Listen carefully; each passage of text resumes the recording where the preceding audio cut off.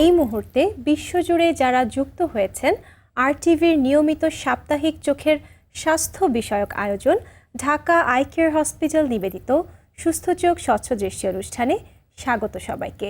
দর্শক, চোখ আর দৃষ্টিশক্তির সমস্যা এবং সম্ভাব্য পরামর্শ নিয়ে আরটিভির এই ধারাবাহিক আয়োজনে আজও আমরা একটি নির্দিষ্ট সমস্যা নিয়ে কথা বলবো। সেই সাথে চেষ্টা থাকবে সেগুলোর সমাধান খুঁজে বের করার।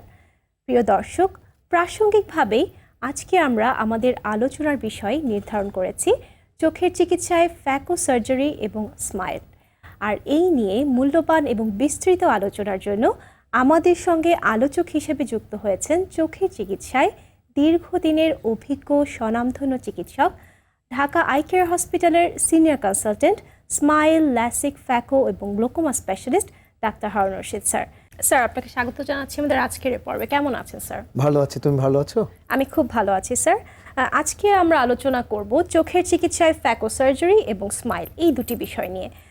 তো বিষয় যাবার আগে আমরা জানতে চাইব ছানি বলতে আসলে আমরা কি বুঝি। চলো ছবি দিয়ে দর্শকদেরকে আমরা বুঝিয়ে দেই। দেখো, ছানি শব্দটা এসেছে গ্রিক শব্দ ক্যাটারাক্টা থেকে, ইংরেজিতে যাকে বলে ক্যাটারাক্ট, বাংলায় যাকে বলে ওয়াটারফল। প্রাচীনকালে গ্রিসের লোকেরা মনে করতো যে তাদের চোখের সামনে জলপ্রপাতের মতো কিছু একটা নেমে আসছে এবং তারা ঝাপসা দেখছে। আসলে বিজ্ঞান কি বলে আমরা পরের ছবিতে আমরা দেখব। চোখের সামনের যে অংশ সেটা হচ্ছে কর্নিয়া, কর্নিয়ার পেছনে থাকে আইরিস, আর আইরিসের পেছনে থাকে হিউম্যান ক্রিস্টালাইন লেন্স। চোখটাকে আমরা সবসময় ক্যামেরার সাথে তুলনা করে থাকি। ক্যামেরার ভেতরে যেরকম লেন্স থাকে, চোখের ভেতরেও স্বচ্ছ প্রাকৃতিক লেন্স থাকে। এই লেন্সটি যদি আংশিক বা পরিপূর্ণভাবে ঘোলা হয়ে যায় তাহলেই সেটি ছানিতে রূপান্তরিত হয়। এর পরের ছবিতে আমরা দেখব। লক্ষ্য করো, এই ছবিতে আমাদের যে স্বচ্ছ প্রাকৃতিক যে লেন্স সেটি ঘোলা হয়েছে। লক্ষ্য করো, ডান চোখে ছানি পরিপক্ক হয়েছে এবং বাম চোখে ছানি অপরিপক্ক রয়েছে। ধন্যবাদ স্যার। ছানির আধুনিক চিকিৎসা সম্পর্কে আমাদের একটু বলবেন। চলো ছবি দিয়ে দর্শকদেরকে বুঝিয়ে দিই। ছানির আধুনিক চিকিৎসা হচ্ছে চোখের ভেতরের ঘোলা লেন্সটিকে অপসারণ করে চোখের ভেতরে একটি কৃত্রিম লেন্স বসিয়ে দেয়া। পরের ছবিতে আমরা দেখব। এবং এই ছানির সবচেয়ে অত্যাধুনিক যে সংস্করণ সেটি হচ্ছে ফেকোএমালসিফিকেশন। ছবিতে লক্ষ্য করো, ডান দিকে centurion vision system from Alcon USA এবং বাম দিকে লক্ষ্য করো হোয়াইট স্টার আইস সিগনেচার এলিপস ফেকো প্রযুক্তি from Johnson and Johnson USA. ওয়ার্ল্ডের এই দুটো ফেকো মেশিন আমরা আমাদের হাসপাতালে ব্যবহার করছি এবং এই যন্ত্রের মাধ্যমে আমরা চোখে মাত্র 2 মিলিমিটার ছোট্ট একটা ছিদ্র করে ছানিটাকে মেশিনের মাধ্যমে টুকরো টুকরো করে ভেঙে গলিয়ে বের করে নিয়ে এসে চোখের ভেতরে আমরা লেন্স বসিয়ে দিই। আপনি কিন্তু বলছিলেন লেন্স বসানোর কথা। এই লেন্সের পাওয়ার সঠিকভাবে নির্ধারণ করা আসলে কতটা জরুরি? ভীষণ জরুরি। তুমি জানো, চশমার পাওয়ার যদি সঠিক না হয় তাহলে একজন রোগীর যেমন ভোগান্তি হবে, ঠিক তেমনিভাবে চোখের ভেতরে যে লেন্সটি আমরা বসাবো সেটি তো আর কখনো পরিবর্তন করা যাবে না। সুতরাং সেই লেন্সটির পাওয়ার যদি সঠিক না হয় তাহলেও সেই মানুষটির ভোগান্তি, অর্থাৎ সে পরিষ্কার দেখবে না। চলো আমরা ছবি দিয়েই বুঝিয়ে দিই। এই লেন্সটি সঠিকভাবে পাওয়ার নির্ণয়ের জন্যে আমরা বায়োমেট্রি করি। প্রচলিত বায়োমেট্রির নাম হচ্ছে আল্ট্রাসাউন্ড বায়োমেট্রি। সবচেয়ে লেটেস্ট হচ্ছে অপটিক্যাল বায়োমেট্রি এবং সবচেয়ে লেটেস্ট যে সংস্করণ সেটি হচ্ছে swept source optical biometry IOL master 700 from Carl Zeiss, Germany. এটি হচ্ছে ওয়ার্ল্ডের সবচেয়ে বেস্ট অপটিক্যাল বায়োমেট্রি মেশিন, যেটা আমরা আমাদের হাসপাতালে ব্যবহার করছি। এর পরের ছবিতে দেখব আরেকটি অপটিক্যাল বায়োমেট্রি, সেটি ওয়ার্ল্ডের one of the best, Pentacam AXL optical biometry from Oculus, Germany. এই দুটো অপটিক্যাল বায়োমেট্রির মাধ্যমে আমরা আমাদের রোগীদের সঠিক পাওয়ারের লেন্স আমরা চোখে বসিয়ে দিই। আর কি ধরনের আসলে পরীক্ষা নিরীক্ষা প্রয়োজন হয় ছানি অপারেশনের আগে? চলো ছবি দিয়ে দর্শকদেরকে আমরা বুঝিয়ে দিই। Specular microscopy. আমাদের কর্নিয়ার সবচেয়ে ভেতরের যে স্তর তাকে আমরা বলি এন্ডোথেলিয়াম।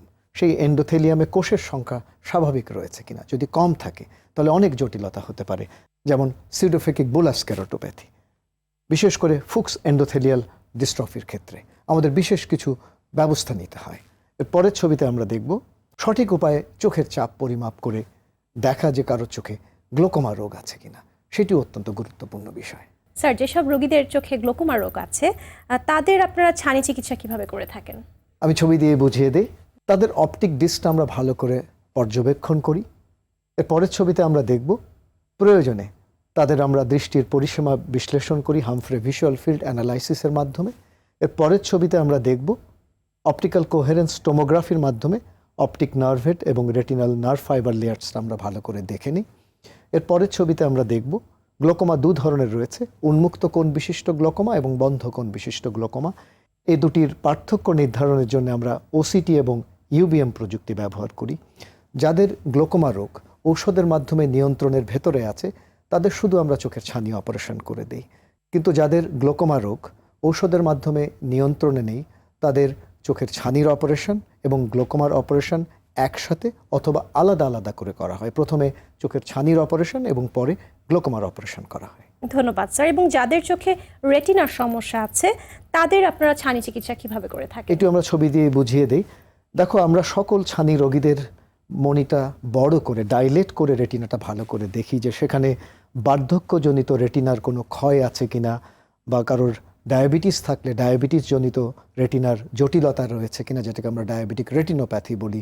রেটিনাতে কোনো রক্তক্ষরণ হচ্ছে কিনা, চর্বি জমছে কিনা, আমিষ জমছে কিনা, ভালো করে আমরা দেখে নিই। পরের ছবিতে আমরা দেখব প্রয়োজনে আমরা রেটিনার অপটিক্যাল কোহেরেন্স টোমোগ্রাফি করেও দেখে নিই যে রেটিনাতে কোনো ছিদ্র রয়েছে কিনা, রেটিনা ছিঁড়ে গেছে কিনা। এর পরের ছবিতে আমরা দেখব প্রয়োজনে আমরা আল্ট্রাসাউন্ড বি স্ক্যানের মাধ্যমে, বিশেষ করে যদি আঘাতের ইতিহাস থাকে, আমরা ভালো করে দেখে নেই রেটিনাতে কোনো রক্তক্ষরণ হয়েছে কিনা বা রেটিনা ছিঁড়ে গেছে কিনা। অর্থাৎ ভালো করে পরীক্ষা নিরীক্ষা করার পরেই আমরা চোখের অপারেশনটা করি। তবে কারো রেটিনার জটিলতা থাকলে প্রথমে আমরা রেটিনার চিকিৎসাটা করে নিই। কিছু কিছু ক্ষেত্রে আমরা চোখের ছানি এবং রেটিনার চিকিৎসা একসাথে করে থাকি। স্যার, ফ্যাকো সার্জারির জন্য ঢাকা আই কেয়ার হসপিটালে আপনারা আসলে কি ধরনের নতুন প্রযুক্তি সংযোজন করেছেন যদি একটু বলতেন? দেখো, প্রচলিত ফ্যাকো সার্জারিতে অনেকগুলো স্টেপ আমরা ম্যানুয়ালি করে থাকি, কিন্তু এখন আমরা ইমেজ গাইডেড সিস্টেম ব্যবহার করছি। চলো ছবি দিয়ে দর্শকদেরকে বুঝিয়ে দিই। যেমন সবচেয়ে লেটেস্ট ইমেজ গাইডেড সিস্টেম হচ্ছে ক্যালিস্টো আই ডিজিটাল মার্কারলেস সলিউশনের। পরের ছবিতে আমরা দেখব সেই ক্যালিস্টো আইয়ের সাথে যোগ হয়েছে সবচেয়ে লেটেস্ট লুমেরা 700 অপথ্যালমিক অপারেটিং মাইক্রোস্কোপ। এর পরের ছবিতে আমরা দেখব এবং ডিজিটাল পদ্ধতিতে চোখের ফ্যাকো সার্জারির অনেকগুলো স্টেপ যেমন রয়েছে ইনসিশন, ক্যাপসুলোরেক্সিস, জেড অ্যালাইন সাধারণত আমরা টরিক ইন্ট্রাকুলার লেন্স ইমপ্লান্টেশনের জন্য ব্যবহার করি, এবং কে ট্র্যাক অপারেশনের পরে আমরা দেখে নিই যে কর্নিয়ার আকৃতি স্বাভাবিক রয়েছে কিনা, সেটা আমরা ভালো করে দেখে নিই। এর পরের ছবিতে আমরা দেখব অর্থাৎ IOL master 700 optical biometry, Callisto eye digital markerless solution এবং লুমেরা 700 মাইক্রোস্কোপ। একটি যন্ত্র থেকে আরেকটি যন্ত্রে তথ্য উপাত্ত খুব সহজে আদান প্রদান করা হয়, একটা মেলবন্ধনের সৃষ্টি হয় যা চোখের ফ্যাকো সার্জারিকে অনেক নির্ভুল এবং নিখুঁত করে তোলে forum eye care data management সিস্টেমের মাধ্যমে। এবং এই সম্মিলিত পদ্ধতিকে আমরা বলে থাকি জাইস ক্যাটারাক্ট সুইট মার্কারলেস। ধন্যবাদ স্যার। আপনি চমৎকার বলছিলেন। কোনো রোগী যদি দেরিতে ফ্যাকো সার্জারি করেন তাতে তার চোখে কি ধরনের সমস্যা হতে পারে? আমি ছবি দিয়ে বুঝিয়ে দিই। দেখো, যত দিন যায় ছানি বাড়ে, হঠাৎ করে ছানির কারণে চোখের চাপ বেড়ে যায়, তখন এত তীব্র ব্যথা যন্ত্রণা হয় যে দ্রুত অপারেশন না করলে সেই চোখটি চিরতরে নষ্ট হয়ে যায়। সেই অবস্থাকে আমরা বলি লেন্স ইনডিউস গ্লোকোমা বা ছানিজনিত গ্লোকোমা। আরেকটি বিষয়, বর্তমান প্রযুক্তিতে আমরা ছানিটাকে মেশিনে টুকরো টুকরো করে ভেঙে গলিয়ে বের করে নিয়ে আসি। একটা জিনিস যদি বেশি শক্ত হয়, ভাঙতে যেমন কষ্ট, ছানি যদি বেশি শক্ত হয় তাতে অপারেশনের ঝুঁকি এবং জটিলতা বেড়ে যায়। সেই জন্য ছানি সবসময় প্রাথমিক পর্যায়ে অপারেশন করাটি শ্রেয়। ধন্যবাদ স্যার। এখন আসলে অনেকেই জানতে চান যে আসলে কোন লেন্সটি তার জন্য ভালো, এটি যদি একটু বলতেন। চলো ছবি দিয়ে আমরা দর্শকদেরকে বুঝিয়ে দিই। দেখো, লেন্স মূলত দু ধরনের রয়েছে। একটি হচ্ছে স্ট্যান্ডার্ড মোনোফোকাল লেন্স, আর একটি হচ্ছে প্রিমিয়াম লেন্স। প্রচলিত মোনোফোকাল লেন্সে একটি পাওয়ার থাকে দূরের জন্য, কাছে পড়তে গেলে চশমা লাগে। এবং প্রিমিয়াম লেন্স দু ধরনের হয়, একটি হচ্ছে টরিক লেন্স আর একটি হচ্ছে প্রেসবায়োপিক লেন্স। তুমি জানো অনেকেই আমরা চোখের চশমাতে সিলিন্ডার পাওয়ার পড়ি, তাদের জন্যে টরিক লেন্সটি সবচেয়ে ভালো। প্রেসবায়োপিক লেন্স আবার কয়েক ধরনের রয়েছে, আমি পরবর্তী ছবিতে বুঝিয়ে দিচ্ছি। বাম দিকের ছবিতে লক্ষ্য করো বাইফোকাল লেন্স, অর্থাৎ এই ধরনের লেন্সে দুটো পাওয়ার থাকে, দূরের জন্যে এবং কাছে পড়বার জন্যে। মাঝখানের ছবিতে লক্ষ্য করো extended depth of focus lens, এদেরও দুটো পাওয়ার থাকে, একটি দূরের জন্যে আর একটি হচ্ছে ইন্টারমিডিয়েট ডিস্টেন্সের জন্য বা কম্পিউটারের জন্যে। সবচেয়ে ডানে দেখো ট্রাইফোকাল লেন্স, এই লেন্সগুলোতে দূরে মাঝে কাছে সব দূরত্বেই পাওয়ার থাকে, ফলে অধিকাংশ দূরত্বেই এরা চমৎকার দেখতে পায়। এর পরের ছবিতে আমরা দেখব প্রেসবায়োপিক টরিক লেন্স। যারা দূরে মাঝে কাছে পরিষ্কার দেখতে চায় কিন্তু যাদের চোখে সিলিন্ডার পাওয়ারের সমস্যা রয়েছে বা অ্যাস্টিগম্যাটিজম আছে, তাদের জন্য আমরা প্রেসবায়োপিক টরিক আইওল আমরা বসিয়ে দিই। আসলে কোন লেন্সটি সবচেয়ে ভালো সেটি গুরুত্বপূর্ণ নয়, কোন লেন্সটি কোন রোগীর চোখের জন্য উপযুক্ত সেটি গুরুত্বপূর্ণ বিষয়। আর এই পুরো বিষয়টি নির্ভর করছে ওই রোগীর চোখের অবস্থার উপরে, তার দেখবার চাহিদার উপরে এবং তার জীবন আচরণের উপরে। ধন্যবাদ স্যার। এখন আসলে আমরা চলে যাব আরেকটি খুব ইন্টারেস্টিং বিষয়, সেটি হচ্ছে স্মাইল। স্মাইল বলতে আমরা আসলে কি বুঝি? দেখো, স্মাইল হচ্ছে ফেমটোসেকেন্ড লেজারের মাধ্যমে আমাদের চোখে যে সমস্ত আলোর প্রতিসরণজনিত দৃষ্টি ত্রুটি রয়েছে সেগুলো সারিয়ে দেবার সবচেয়ে লেটেস্ট প্রযুক্তি। চলো আমরা ছবি দিয়ে বুঝিয়ে দেই কি কি ধরনের আলোর প্রতিসরণজনিত দৃষ্টি ত্রুটি আমাদের রয়েছে। উপরে ডান দিকে ছবিতে লক্ষ্য করো মায়োপিয়া বা মাইনাস পাওয়ারের সমস্যা, আর নিচে ডান দিকে ছবিতে লক্ষ্য করো হাইপারোপিয়া বা প্লাস পাওয়ারের সমস্যা, এবং নিচে ডান দিকে ছবিতে লক্ষ্য করো অ্যাস্টিগম্যাটিজম বা সিলিন্ডার পাওয়ারের সমস্যা। এর পরের ছবিতে আমরা দেখব এই তিন ধরনের পাওয়ার সারাবার জন্যে কিছু রয়েছে অস্থায়ী সমাধান, কিছু রয়েছে স্থায়ী সমাধান। অস্থায়ী সমাধানের মধ্যে একটি হচ্ছে চশমা, এর বিকল্প হচ্ছে কন্ট্যাক্ট লেন্স। তবে স্থায়ী সমাধান হচ্ছে লেজার ভিশন কারেকশন, এবং লেজার ভিশন কারেকশনেরই আমি পরবর্তী ছবি দিয়ে বুঝিয়ে দিই। এবং লেজার ভিশন কারেকশনেরই সবচেয়ে লেটেস্ট সংস্করণ হচ্ছে স্মাইল। স্মাইল হচ্ছে একগুচ্ছ শব্দের একটা সংক্ষিপ্ত রূপ বা অ্যাব্রিভিয়েশন, এবং সেই শব্দগুলো হচ্ছে স্মল ইনসিশন, লেন্টিকিউল এক্সট্রাকশন। স্মাইল বলতে স্বাভাবিকভাবে আমরা বুঝি যে মুখের হাসি, আসলেও স্মাইল করার পরে সকল রোগীরাই হাসতে হাসতে বাড়ি ফিরে যায়। ধন্যবাদ স্যার, খুব চমৎকার বলছিলেন। এই স্মাইলের যাত্রা আসলে কবে থেকে শুরু হয়েছে? আমি ছবি দিয়ে বুঝিয়ে দিই। দেখো, রিফ্র্যাক্টিভ সার্জারির যাত্রা শুরু হয় পিয়ার্কের হাত ধরে। পিয়ার্কে হচ্ছে প্রথম প্রজন্মের রিফ্র্যাক্টিভ সার্জারি, ল্যাসিক এবং ফেমটোল্যাসিক হচ্ছে দ্বিতীয় প্রজন্মের রিফ্র্যাক্টিভ সার্জারি, স্মাইল হচ্ছে তৃতীয় প্রজন্মের এবং সর্বশেষ রিফ্র্যাক্টিভ সার্জারি। এবং এটা শুরু হয়েছিল ডক্টর ওয়াল্টার সেকুন্দোর হাত ধরে 2008 সালে। স্মাইল কিভাবে করে থাকেন আপনারা? চলো ছবি দিয়ে বুঝিয়ে দিই। স্মাইল করা হয় বিশ্বখ্যাত কার্ল জয়েস কোম্পানির ফেমটোসেকেন্ড লেজার মেশিন ভিসুম্যাক্সের মাধ্যমে। পরের ছবিতে আমরা দেখব স্মাইলে আমরা চোখের কর্নিয়ার আভ্যন্তরীণ অংশে একটা লেন্টিকিউল তৈরি করে সেটাকে বের করে নিয়ে আসি। এর পরের ছবিতে আমরা দেখব প্রথমে রোগীর সমস্ত ডেটা আমরা মেশিনে আমরা প্রবেশ করিয়ে দেই, এরপরে ফেমটোসেকেন্ড লেজার রশ্মির মাধ্যমে লেন্টিকিউল তৈরি করা হয়, লেন্টিকিউল ডিসেকশন করা হয় এবং লেন্টিকিউলটাকে বের করে আনা হয়। ধন্যবাদ স্যার, আপনার কাছ থেকে অনেকগুলো বিষয় সম্পর্কে আমরা জানতে পারছিলাম, কিন্তু সময় হয়ে গেছে একটি ছোট্ট বিরতির। ফিরব বিরতি শেষে আমাদের সঙ্গেই থাকবেন। নিশ্চয়ই। দর্শক, চোখের চিকিৎসায় ফ্যাকো সার্জারি এবং স্মাইল নিয়ে ঢাকা আই কেয়ার হসপিটাল নিবেদিত আজকের সুস্থ চোখ স্বচ্ছ দৃষ্টি অনুষ্ঠানের আলোচনায় যুক্ত হয়েছেন বাংলাদেশের দৃষ্টি সেবার গত প্রায় 3 যুগের চেনা প্রিয় মুখ, ঢাকা আই কেয়ার হসপিটালের সিনিয়র কনসালটেন্ট, বিশেষজ্ঞ চক্ষু চিকিৎসক, স্মাইল, ল্যাসিক, ফ্যাকো ও glaucoma specialist doctor Harun Rashid sir. সংক্ষিপ্ত সময়ের বিরতি শেষে আবারও মূল্যবান এই আলোচনায় ফিরব, সঙ্গে থাকবেন আপনারাও।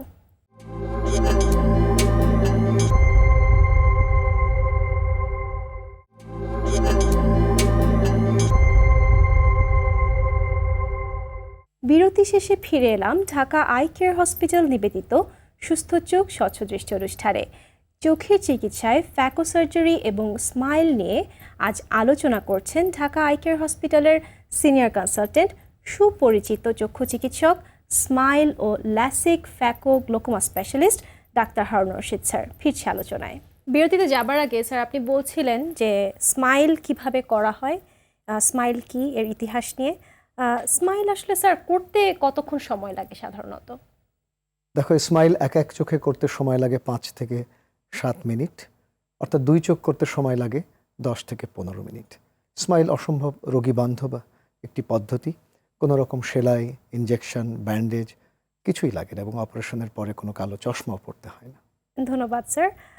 স্মাইল কি আসলে এক চোখ করে করা হয় নাকি একই সাথে 2 চোখ করা হয়? দেখো, যারা স্মাইল করতে আসে অধিকাংশরই দুই চোখেই পাওয়ার থাকে, তো এই জন্যে স্মাইল আমরা সাধারণত দুই চোখেই করে থাকি। তবে কারো কারো যাদের এক চোখে পাওয়ারের সমস্যা, তাদের এক চোখেই স্মাইল করা হয়। ধন্যবাদ স্যার। স্মাইলের সুবিধা কি? অনেক সুবিধা রয়েছে, চলো আমরা ছবি দিয়েই বুঝিয়ে দিই। স্মাইল আমরা একটু আগে বলেছি অসম্ভব রোগী বান্ধব একটি পদ্ধতি এবং কোনো রকম ব্যথা লাগে না, অত্যন্ত নিখুঁত এবং নির্ভুলভাবে অতি দ্রুত গতিতেই করা সম্ভব হয় এবং স্মাইলের ক্ষেত্রে কোনো ফ্ল্যাপ থাকে না, সুতরাং ফ্ল্যাপ সম্পর্কিত কোনো জটিলতার সম্ভাবনাও থাকে না। এর পরের ছবিতে আমরা দেখব স্মাইলে মাত্র 2 মিলিমিটার একটা ছিদ্র করা হয়, সুতরাং যা দ্রুত গতিতে আরোগ্য লাভ করতে রোগীকে সহায়তা করে। পরের ছবিতে আমরা দেখব স্মাইলের পরে চোখের কর্নিয়ার আভ্যন্তরীণ অংশের যে শক্তি সেটা যথেষ্ট মজবুত থাকে। এর পরের ছবিতে আমরা দেখব অধিকাংশ লেজার ভিশন কারেকশন প্রসিডিওর চোখের কিছুটা শুষ্কতা করে, কিন্তু স্মাইলের ক্ষেত্রে শুষ্কতার পরিমাণ সবচেয়ে কম থাকে। পরের ছবিতে আমরা দেখব যে অপারেশনের পরের দিন স্লিট ল্যাম্পে চোখের কর্নিয়া স্বচ্ছ থাকে। কারা আসলে স্মাইলের জন্য উপযুক্ত? যারাই মাইনাস পাওয়ারের চশমা পরেন তারা যদি চশমা ছাড়তে চান বা চশমার উপর নির্ভরশীলতা কমাতে চান, সৌন্দর্যের বিবেচনায় হোক অথবা শখের বশে হোক বা পেশাগত কারণে হোক, চিকিৎসার প্রয়োজনে হোক, যে কারণে হোক না কেন, এবং তাদের বয়স যদি 18 বছরের বেশি হয় এবং বিগত 1 বছরে তাদের পাওয়ার যদি 0.5-এর বেশি এবং তারা যদি স্মাইলের যে পরীক্ষাগুলো করতে হয় সেই পরীক্ষায় যদি উপযুক্ত বলে বিবেচিত হন, তখনই তাদের চোখে স্মাইল করা সম্ভব। আচ্ছা, আপনি বললেন যে উপযুক্ত হতে হবে, সেই উপযুক্ত হওয়ার জন্য কি কি ধরনের পরীক্ষা নিরীক্ষা আপনারা করেন? চলো ছবি দিয়ে দর্শকদেরকে আমরা বুঝিয়ে দিই। প্রথমেই স্লিট ল্যাম্পের মাধ্যমে আমরা ভালো করে চোখটা পরীক্ষা করি যে তার চোখের পাতায় কোনো মেবোমিয়ান গ্ল্যান্ড ডিসফাংশন রয়েছে কিনা, কর্নিয়া পাতলা হয়ে যাওয়া অসুখ, কেরাটোকোনাস আছে কিনা, বা চোখে শুষ্কতা রয়েছে কিনা। এর পরের ছবিতে আমরা দেখব প্রথমেই আমরা স্নেলেন ভিশন চার্টের মাধ্যমে দৃষ্টি পরীক্ষা করি। এর পরের ছবিতে আমরা দেখব যে অটোরেফ কেরাটোমিটারের মাধ্যমে আমরা চোখের দৃষ্টি ত্রুটি রয়েছে কিনা সেটা যেমন নির্ণয় করি এবং কেরাটোমেট্রির মাধ্যমে আমরা কর্নিয়ার বক্রতা পরিমাপ করি। এর পরের ছবিতে আমরা দেখব ল্যাসিকের ক্ষেত্রে কর্নিয়ার বেথ বা থিকনেস কতটুকু সেটা জানা খুব প্রয়োজন, সেটা আমরা আল্ট্রাসনিক প্যাকিমেট্রি বা নন কন্ট্যাক্ট প্যাকিমেট্রির মাধ্যমে আমরা পরিমাপ করি। এর পরের ছবিতে আমরা দেখব প্লেসিডো বেসড টোমোগ্রাফির মাধ্যমে আমরা কর্নিয়ার সামনের যে মানচিত্র তৈরি করি তার মাধ্যমে আমরা কর্নিয়াতে কোনো অ্যাস্টিগম্যাটিজম বা বিষম দৃষ্টিবদ্ধতা রয়েছে কিনা বা কর্নিয়া পাতলা হয়ে যাওয়া কোনো অসুখ যেমন কেরাটোকোনাস আছে কিনা সেটা আমরা দেখে নিই। এর পরের ছবিতে আমরা দেখব যে শাইনফ্লুক টোমোগ্রাফির মাধ্যমেও আমরা দেখে নিই কর্নিয়ার সামনের বা পেছনের মানচিত্রে কোনো রকম পাতলা হয়ে যাওয়া কোনো অসুখ যেমন কেরাটোকোনাস বা পেলুসিড মার্জিনাল ডিজেনারেশনস রয়েছে কিনা। যেমন এই ছবিতে লক্ষ্য করো যে সবুজের মাঝখানে যে লাল যে জায়গাটা, ঠিক ওই জায়গাতে কর্নিয়া ধীরে ধীরে পাতলা হয়ে যাচ্ছে। এই ধরনের ক্ষেত্রে আমরা স্মাইল করা থেকে বিরত থাকি। এর পরের ছবিতে আমরা দেখব এখন আমরা পেন্টাক্যাম শাইনফ্লুক টোমোগ্রাফির পাশাপাশি কম্বাইন্ডলি আমরা কর্ভিস এসটির মাধ্যমে কর্নিয়ার বায়োমেকানিক্যাল অ্যাসেসমেন্ট করি। এর ফলে আমরা একটা কম্বাইন্ড একটা রিপোর্ট পাই যা স্মাইলের উপযুক্ততা বিবেচনায় যথেষ্ট সহায়তা করে। এর পরের ছবিতে আমরা দেখব ওয়েভ ফ্রন্ট অ্যাবারোমেট্রির মাধ্যমে আমরা চোখের ভেতরে যে সমস্ত উচ্চমানের বিচ্যুতি রয়েছে যেমন কমা, ট্রিফয়েল, টেট্রাফয়েল, সেগুলো আমরা পরিমাপ করি। স্মাইলের পর দৃষ্টি ফিরে পেতে কতটা সময় লাগে একজন রোগীর?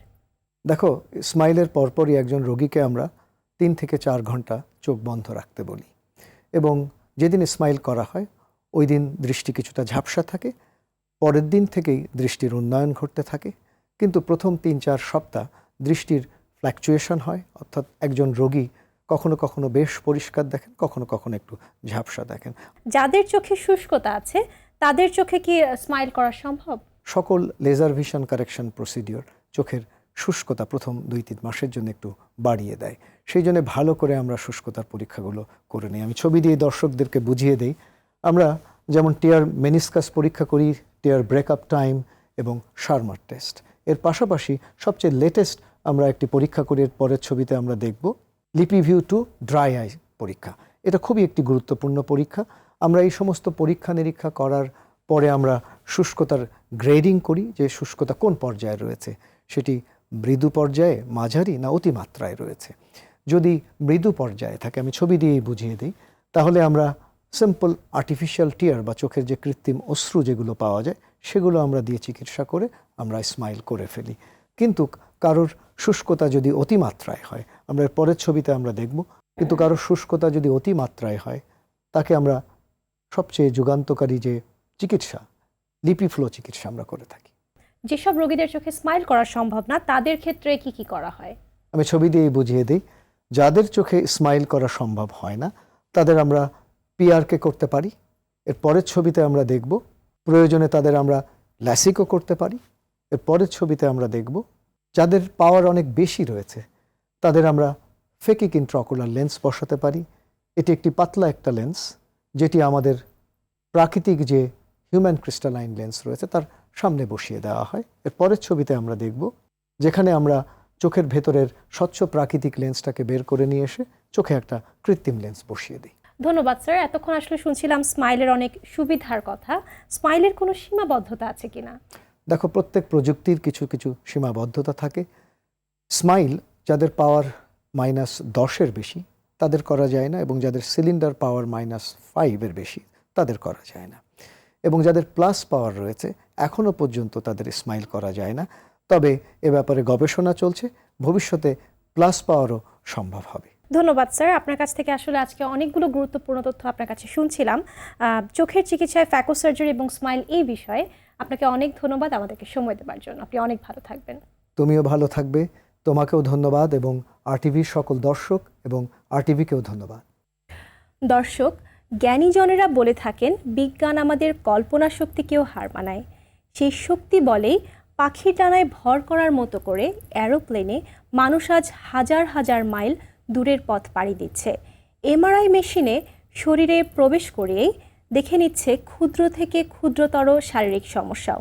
সুতরাং প্রযুক্তির সঠিক ব্যবহারে চোখের চিকিৎসায় ফ্যাকো সার্জারি এবং স্মাইলের ব্যবহারও কার্যকারিতা আজ মানুষের সাধ্যের মুঠোয়।